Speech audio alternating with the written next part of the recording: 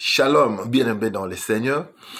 Moi, votre humble serviteur, l'apôtre Micho Kayembe, le plus petit de tous les apôtres, dans le cadre de Micho Kayembe Ministries, nous continuons notre enseignement sur le mystère de la croix.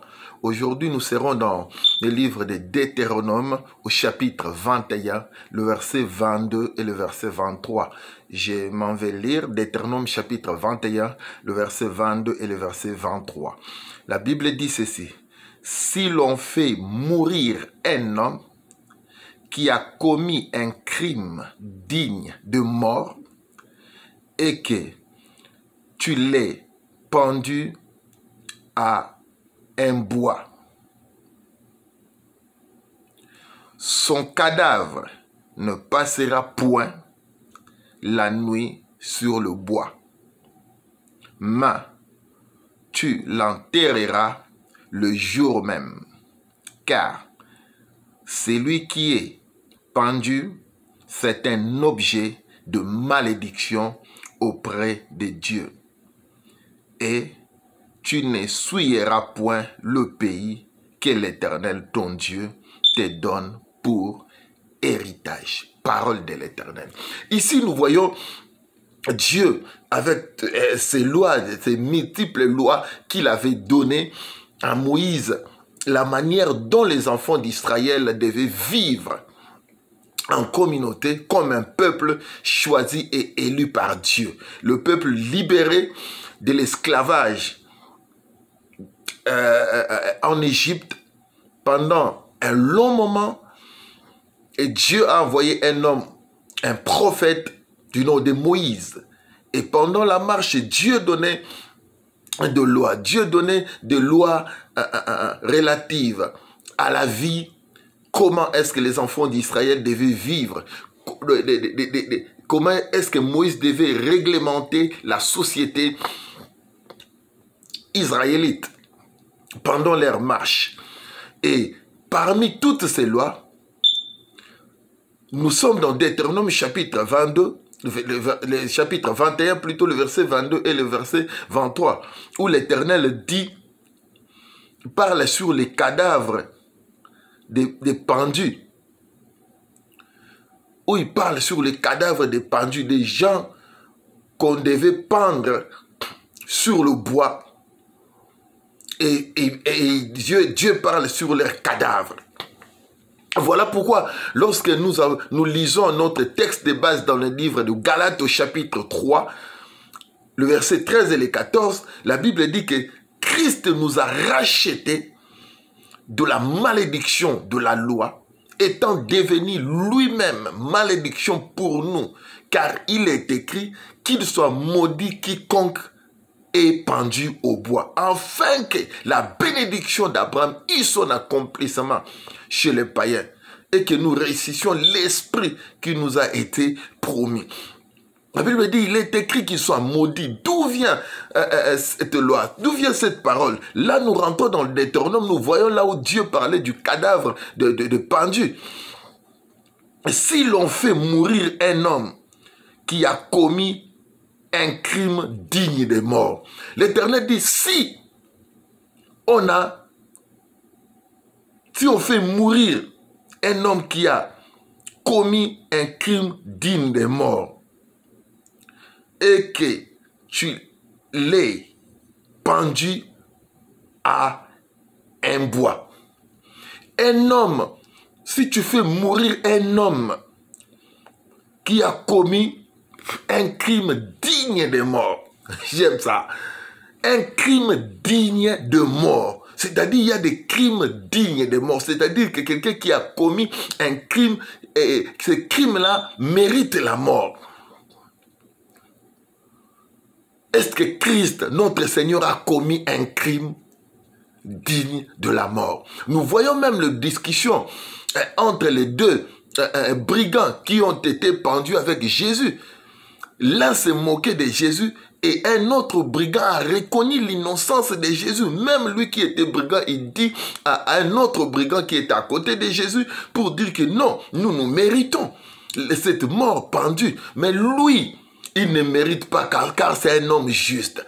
Et les brigands reconnaissent que Jésus n'a pas, mais que Jésus-Christ n'a pas commis un crime digne de la mort. Mais pourquoi il devait aller là-bas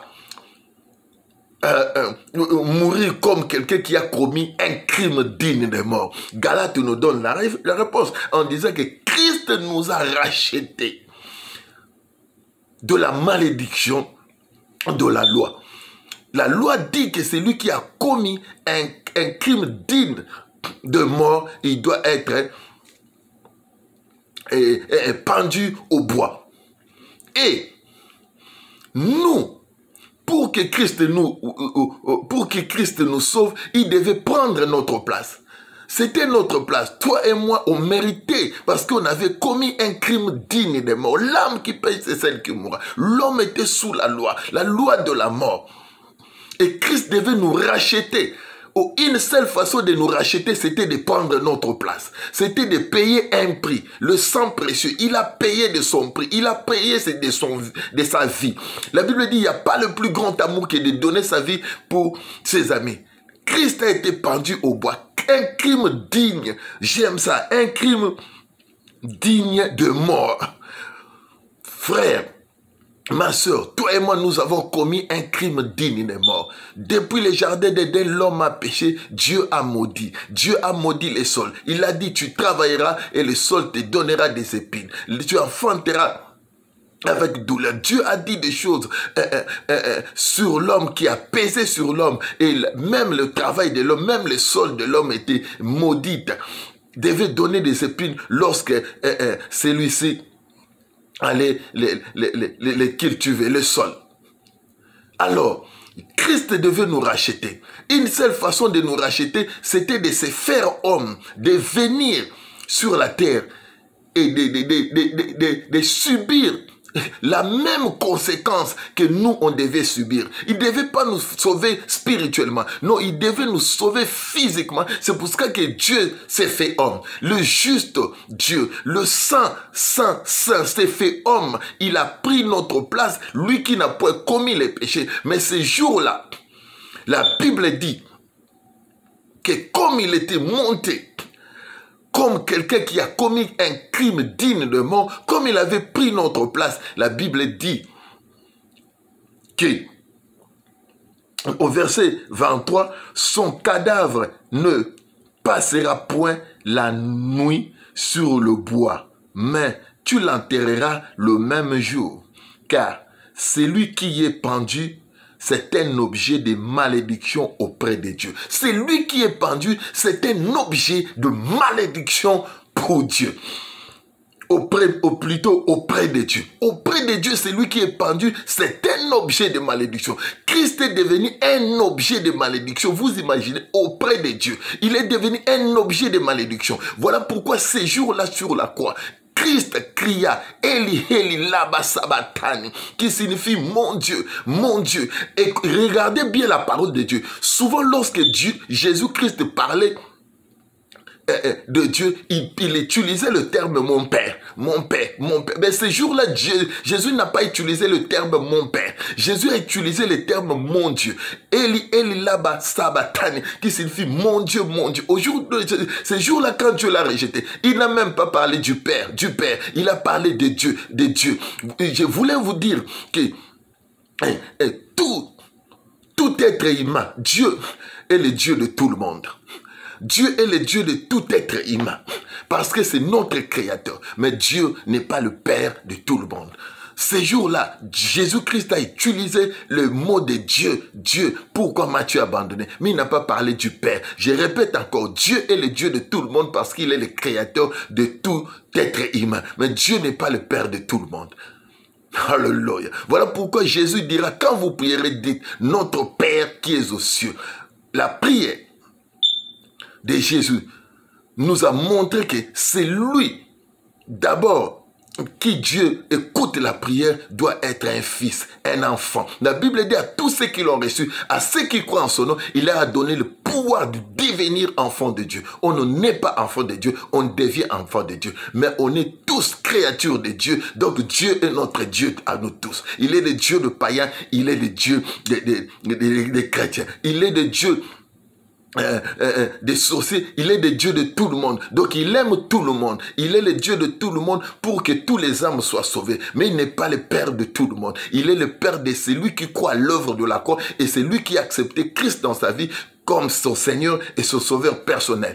Alors, je rentre dans notre sujet. La Bible dit que c'est lui qui est pendu au bois. C'est un objet de malédiction auprès de Dieu. Son cadavre ne passera pas nuit sur le bois. Pourquoi? Parce que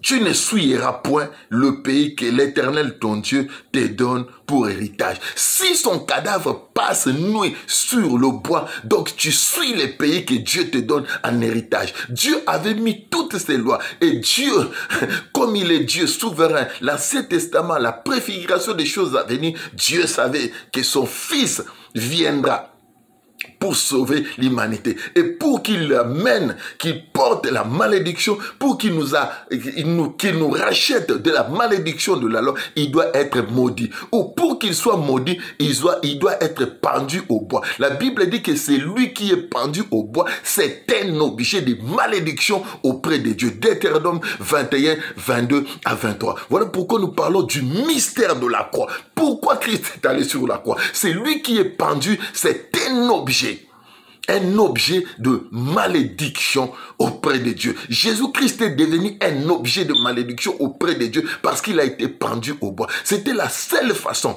d'aller porter la malédiction pour que toi et moi, nous qui croyons à l'œuvre de la croix, nous qui croyons au mystère de la croix, nous soyons rachetés de la malédiction pour que la malédiction quitte nos vies et pour que la bénédiction de Dieu puisse venir sur notre vie. On ne peut pas vivre les deux à la fois. On ne peut pas vivre et la malédiction et la bénédiction dans notre vie. Là, ça sera comme si l'œuvre de la croix est inefficace. Oh, l'œuvre de la croix n'est pas inefficace. Christ nous a rachetés de la malédiction de la loi. La Bible dit, tu ne souilleras pas ton pays. Son cadavre ne passera pas nuit sur le bois, tu l'enterreras le même jour. Alléluia. Jésus-Christ était enterré le même jour. Jésus-Christ, parce que le pays ne devait pas être souillé. Lui, il devait porter toute malédiction. Et Ésaïe 53 dit que l'Éternel a fait retomber sur lui l'iniquité de nous tous. Bien-aimés dans le Seigneur, Christ a porté la malédiction. Christ nous a racheté de la malédiction de la loi. Et Galates 3, 13 à 14, le verset 14 dit « Enfin que la bénédiction d'Abraham eut son accomplissement chez les païens. » Christ est venu nous connecter à la bénédiction d'Abraham, comme j'avais dit. Christ n'est pas venu abolir la loi, mais Christ est venu accomplir la loi. Voilà pourquoi sur la croix, il a dit tout est accompli. Il devait passer par la croix parce que c'est lui qui est pendu au bois est un objet de malédiction auprès de Dieu. Et Christ, notre Seigneur, était devenu un objet de malédiction. Voilà pourquoi Dieu ne les regardait plus sur la croix. Dieu l'a rejeté et lui-même, il a dit, mon Père, pourquoi m'as-tu abandonné? La malédiction a fait que Dieu puisse abandonner son Fils et qu'il tourna le regard sur les nations en dehors d'Israël. La Bible dit pour que la bénédiction d'Abraham ait son accomplissement chez le païen. La Bible précise chez le païen. Il est venu faire l'œuvre de la croix pour que la bénédiction d'Abraham ait son accomplissement chez le païen. Toutes les autres nations en dehors d'Israël. Nous continuons notre enseignement sur le mystère de la croix. Vous comprenez, il ne passera pas nuit au bois. Des pères de souiller le pays que l'Éternel te donne en héritage. Dieu nous donne des choses de pays en héritage. Dieu a donné à Abraham le pays de Canaan, la terre, la terre où coule le lait et le miel comme un héritage. C'est que nous recevons auprès d'Abraham, la bénédiction d'Abraham, c'est un héritage. L'héritage est pour les enfants. Nous devons nous jouir de notre héritage. Celui qui ne jouit pas de son héritage ne peut qu'être soit un enfant, soit un ignorant. Si tu es ignorant, même si tu es héritier, tu ne jouiras pas de ton héritage. Dieu appelle ça héritage. Il ne passera pas nuit de peur qu'il suit l'héritage. L'héritage fera que Dieu et les cadavres ne puissent pas passer nuit au bois parce qu'il va souiller l'héritage. L'héritage, bien-aimé, toi et moi, nous sommes héritiers avec Dieu, co-héritiers avec Christ. Et nous sommes fils d'Abraham par la foi en Jésus-Christ. Toutes les promesses faites à Abraham par alliance. Dieu, c'est un Dieu d'alliance. Il a fait alliance avec Abraham, Isaac et Jacob. Et nous sommes la descendance d'Abraham par la foi en Jésus-Christ. Il a dit à Abraham, je rendrai ton nom grand. Je te bénirai, je ferai de toi une source de bénédiction. Je maudirai celui qui te maudira. Je bénirai celui qui te bénira. Je bénirai ta postérité. Je ferai fidèle à mon alliance. Et une alliance à perpétuité, une alliance éternelle. Mon frère, ma soeur, si tu n'as pas encore donné ta vie à Jésus-Christ, donne ta vie à Jésus-Christ. Le moment est venu, Christ revient bientôt pour l'enlèvement de l'Église. Mais avant que l'enlèvement de l'Église vienne, il faut que toi, tu puisses jouir de l'héritage que Dieu t'a donné par la bénédiction d'Abraham. C'est ça le mystère de l'œuvre de la croix. Nous continuons notre enseignement parce qu'il y a des choses, il y a des révélations que Dieu nous donne dans ces mystères. Les gens ne comprennent pas pourquoi Christ est allé mourir sur la croix. Aujourd'hui, nous avons enlevé même la prédication de la croix, comme disait Paul.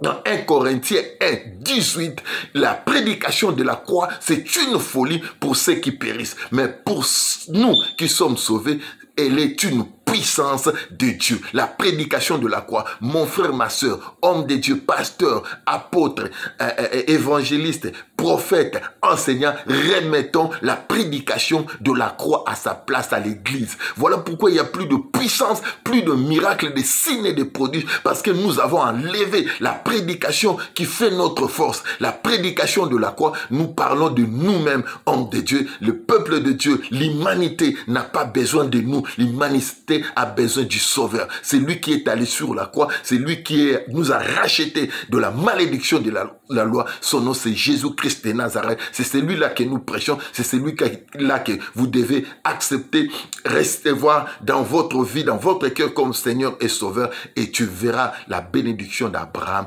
aura son accomplissement dans ta vie.